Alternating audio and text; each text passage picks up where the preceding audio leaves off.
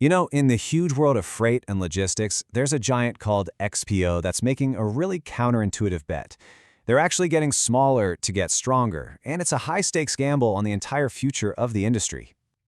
So let's just start with the one question that really gets to the heart of this whole story. What if a company deliberately got smaller just so it could become stronger? I know, it sounds like a paradox, right? But that is exactly the playbook XPO has been running. And look, this is way more than just some simple corporate restructuring. This is the story of a massive transformation. It's about a sprawling, do-everything company slimming down into a focused powerhouse. It's really a story about strategic focus, about calculated risk, and a huge bet on where the shipping industry is going next. So, you gotta ask, how did we get here? First, we need to understand the new XPO, because the company you see today looks radically different from what it was just a couple of years ago.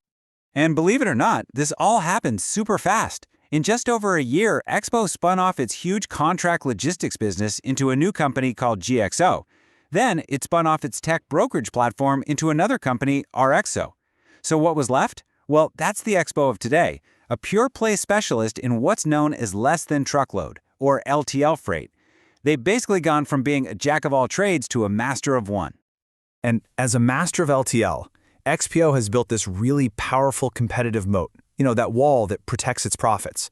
It's built on three big pillars. First, just immense scale. They cover practically every single zip code in the US. Second, they are all in on their own tech, using AI to set prices and make their network incredibly efficient. And finally, and this is pretty unique, they're vertically integrated. They built their own trailers and they train their own drivers. That gives them incredible control over two of the biggest costs in the entire trucking business. Okay, so they're lean, they're focused, they've got clear advantages. But how are they actually using them? Well, that brings us to the real core of their business plan, a disciplined and maybe a little controversial price over volume strategy.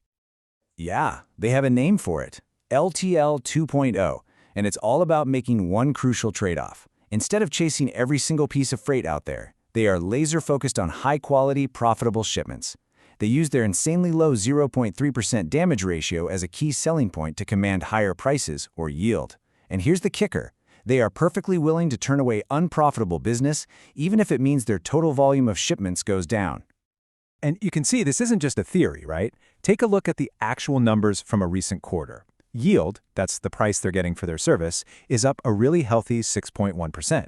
But at the exact same time, tonnage, the actual amount of stuff they're carrying, is down 6.7%. They're successfully charging more for each shipment, even while shipping less overall. That is financial discipline in action. So this disciplined strategy was chugging along, all while the freight market was kind of soft. But then, bam, something dramatic happens that shakes up the entire industry and, believe it or not, hands XPO a golden opportunity to hit the accelerator. An opportunity that came with a pretty serious price tag, $870 million. This was the cost of making a massive, game-changing move. And XPO CEO Mario Harik, he did not mince words about it.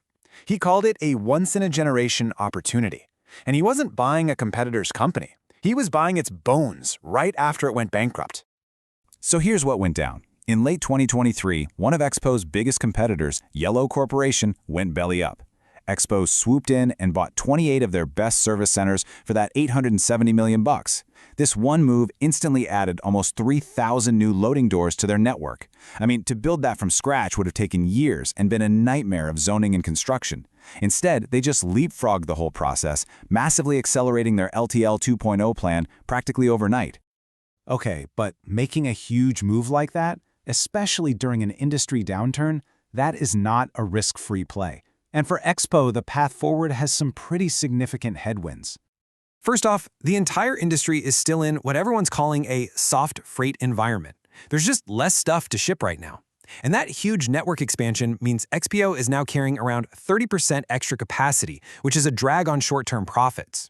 Plus, just integrating all those new terminals is a massive operational headache. And of course, like everyone else, they're dealing with driver shortages and rising wages. The point is, their big bet hasn't quite paid off. Yet. Which brings us to the final and maybe most important piece of the puzzle. If the company is facing all these challenges and profits are under pressure, why is the stock market valuing XPO so highly? It really all comes down to one very powerful financial concept. I mean, the data makes this puzzle crystal clear. If you look at the price-to-earnings ratio, a key way to value a stock, XPO is trading at a massive premium. Its PE of over 41 just dwarfs its competitors, who are trading in the 30s or, in some cases, as low as 11. So clearly, the market is betting on something big happening down the road. That something has a name. It's called operating leverage. In simple terms, the LTL shipping business has really high fixed costs. You got to pay for the trucks and the terminals no matter how much freight you're moving. But, and this is the key, once you cover those fixed costs, every extra dollar of revenue flows to your bottom line at a much, much higher profit margin. XPO has spent billions building this huge network with extra room. So when freight volumes finally pick back up, that network is ready to soak it all up and profits could absolutely explode. So let's just put it all together. This is the bull case for investors. That premium price on the stock, it's a bet that the freight market will recover. And when it does, all that extra capacity XPO built will absorb the new business at incredible margins. We're talking management forecasting over 40%. The company is so confident, in fact, they just authorized a massive $750 million share buyback. So investors are basically looking right past the short-term pain for the potential of a massive long-term gain. So at the end of the day, XPO has done its part. It streamlined its business, it built a fortress of a network, and it established serious pricing discipline. All the pieces are on the board. The final, multi-billion-dollar question that's left is simply, when will the freight market finally turn?